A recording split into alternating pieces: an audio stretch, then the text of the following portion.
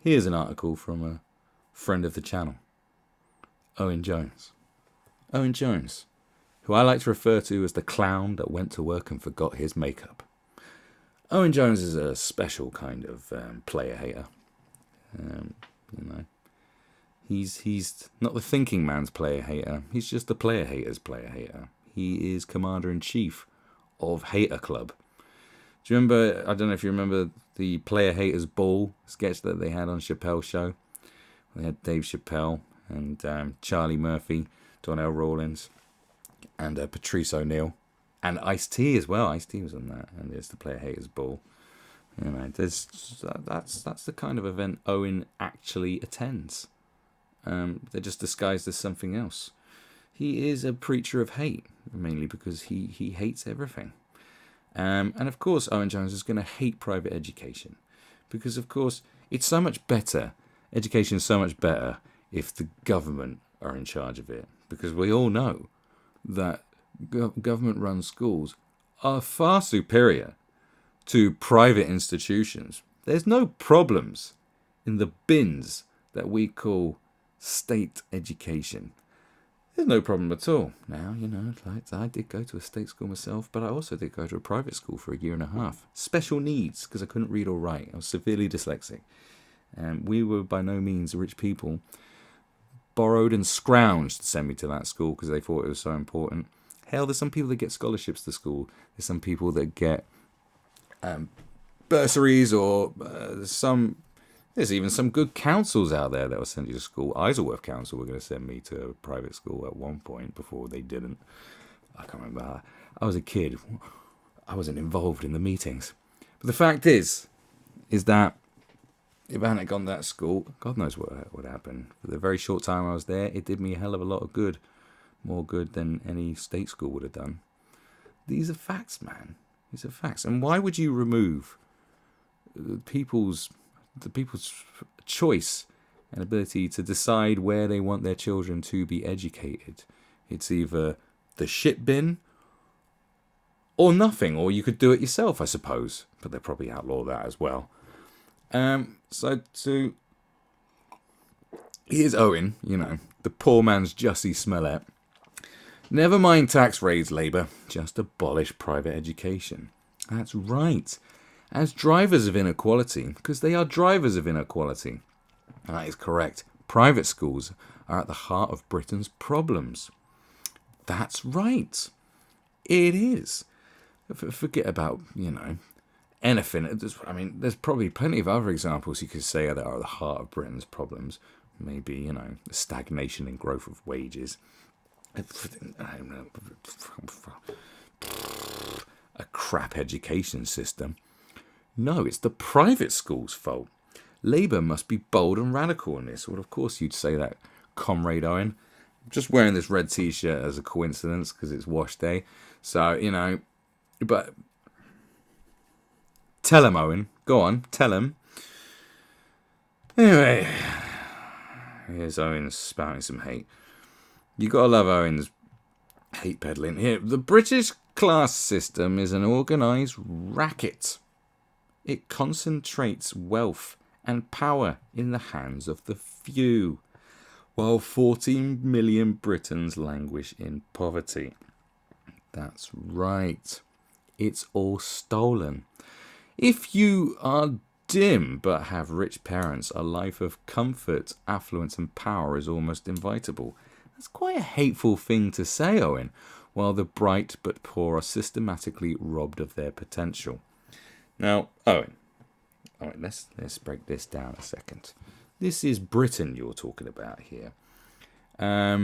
So basically, the children of affable, you know, how can I say right?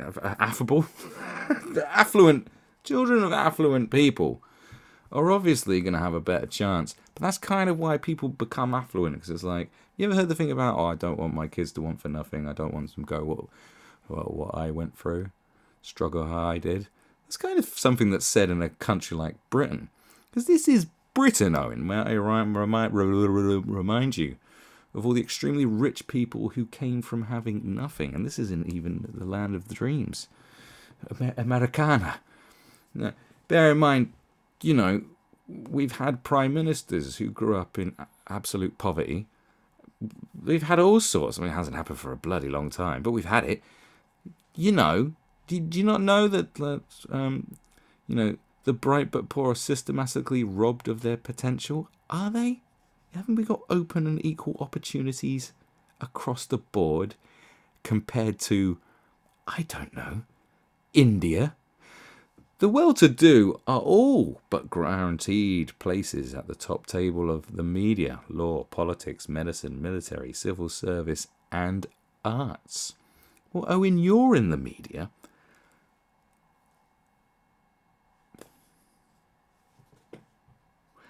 As inequality grows, so too does the stranglehold of the rich over democracy. The wealthiest 1,000 can double their fortunes in the aftermath of financial calamity. Yet that's kind of how you become extremely rich, is that when, there's opportunities within everything. That's why smart people get rich. While workers suffer the worst squeeze in wages since the Napoleonic Wars. I don't know about that. That's quite the statement.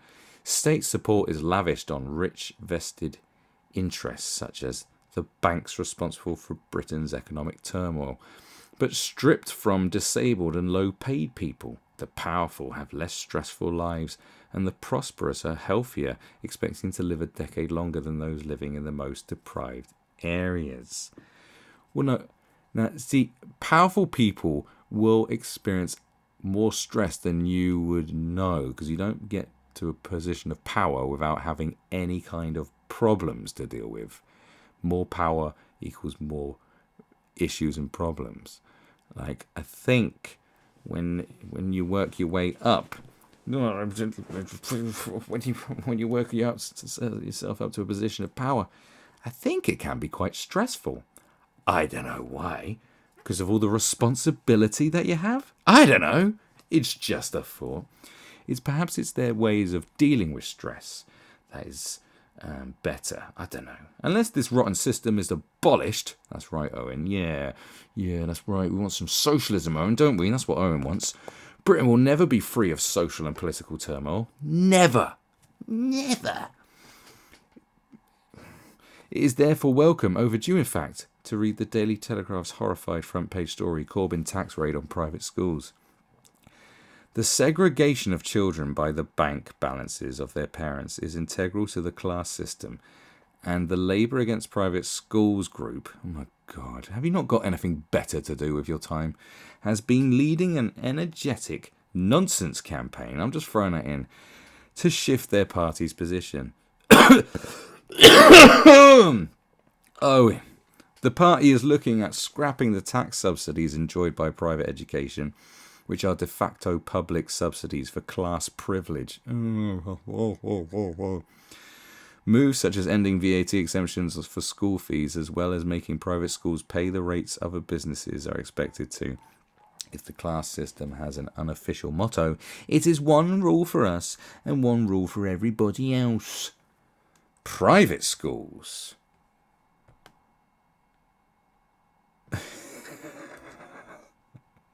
Sorry. Private schools encapsulate. Sorry, I gotta move this. Sorry, I'm sorry for this amateur hour. This amateur hour moment in this video. Apologies. Private schools encapsulate that, and forcing these guild institutions to stand on their own 2 feet should be bare minimum. More radically, Labour is debating whether to commit to abolishing private education. This is exactly what the party should do. That's right, Owen. Abolish it. Even if it is via the slow and painless euthanasia advocated by Robert Verkijk. I don't know who that is, but I guarantee he's a lunatic. The author of Posh Boys, How English Public Schools Ruin Britain. Well, there is a difference between private and public schools. Compelling private schools to apply to the same VAT and business rate rules as others will starve them of funds, forcing many of them out of business. So you want to force out of business places of education that have higher standards of education that enable people to do better. Right? Okay. It's people's choice if they want to send their kids to a private school. And they're not all full of the elites. The Guardian is full of the elites. But not all private schools. I don't think you quite understand it, Owen. Like how the whole about all different types of private schools that are out there. But you think they should just be done in. Private education is, in part, a con. Past OECD research has suggested that there is not much of a performance difference between state and private schools when socio and economic background is factored in.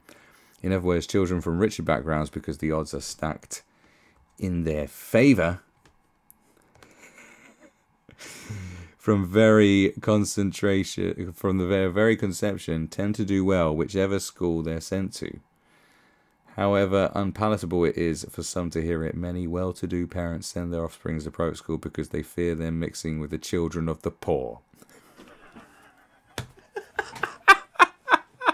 What?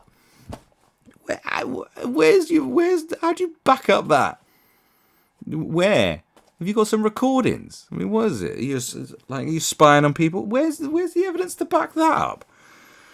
Private schools do conflict, because Owen, you're not going to hang out with like rich la-di-da people. You despise them, you know. That's you. You know, you're the equivalent of a skinhead who won't eat curry or hang out with Indian people because he's that racist. That's what you're like to rich people, Owen. I would argue. Private schools do confer the other advantages, of course, whether it be networks or a sense of confidence that can shade into a poisonous sense of social superiority. Oh my God. No, it's like confidence. Don't make your children confident, apparently. Well, that's bad, because it will become social superiority. Mixing together is good. This is very... What's the term? This is very presumptuous and a bit stereotypical and a bit prejudiced, Owen. This whole tirade here. Mixing together is good for children from different backgrounds. The evidence suggests that the cultural capital of pupils with more privileged, university-educated parents rubs off on poorer peers without their own academic progress suffering. Such mixing creates more well-rounded human beings, breaking down social barriers. If sharp-elbowed parents are no longer able to buy themselves out of state education, they are incentivized to improve their local schools. Look at Finland. I've never heard that statement made before. It has almost no private or grammar schools and instead provides a high-quality local state school for every pupil, and its education system is among the best performing on earth. All right, do you know, stop hating on the private schools that might be not as big as shit bins as public, as little estate schools, and fucking get that sorted out. Why are you attacking state schools for how crap they are? You know, you don't start blaming private schools because state schools are crap. It's a very bizarre way of going about things, isn't it? Its education system is among the best performing on earth. It shows why Labour should be more radical still, not least committing to abolishing grammar schools, which take in far fewer pupils who are eligible for free school meals. Other radical measures are necessary too. Poverty damages the educational potential of children, whether through stress or poor diet, while overcrowded... You see, I don't understand this whole one. It's like they've put this thing that the educational potential of children, like children doing well, will know, like poverty has adverse effects on them. It's like, well, explain 50 Cent and Oprah Winfrey and Alan Sugar.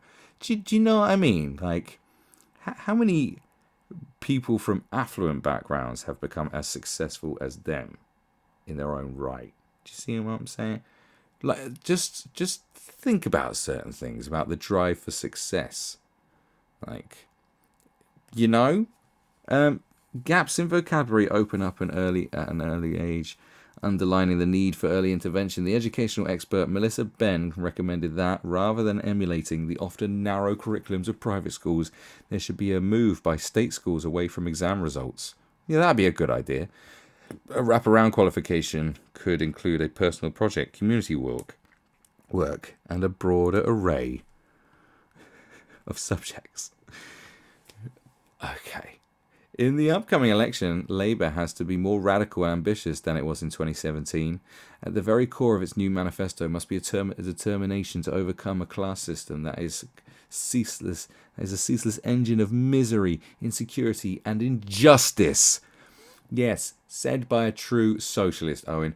Britain is a playground for the rich, but this is not a fact of life, and a commitment to ending private education will send a strong message that time has finally been called on the rotten class system. Look, I'm no fan of the fucking class system, alright? I think it's retarded. I also think that middle class people are really retarded. Owen, you're like one of those wannabe working class people that just reeks of middle class. You really do, because you're a Guardian columnist for starters. You know, you sort of got this. You're just an asshole at the end of the day, Owen. A proper asshole, who's constantly spouting off nonsense that people shoot down in an instant. But people like you. People listen to you. You're here saying how you think the Labour government should behave, what they should be doing. The Labour Party, in order to get in government. They need to be more radical. No, they don't, Owen. You see, here's the underlying problem. We now have we've got the Brexit Party, and we've got the Conservative Party, and you've got all this lunacy going on. You've got these lunatic parties now, Owen, all right? And the last thing Labour should be doing is becoming another lunatic party, because there's nowhere left to go. Liberal Democrats have just come out and said, we're loonies too! It's like, all right, can we all stop being the lunatics? Can we step it back a bit? What, Labour, I've never seen one party completely miss the game plan and just completely miss the point of how they could get into power and get shit done. Is they need to be a centralist party that doesn't have a cabinet, full of old school chums. You've got that, but no, you'd rather have your most prominent figures as Jeremy Corbyn and fucking Diane Abbott. And you're just saying, we're just loons. What'd you like? Do you want free school meals? I know, that's a little bit. Oh, does everyone want a pony? I'm going to lower the age of voting to 10. We're going to abolish private schools. That'll send a message to the bourgeoisie, won't it?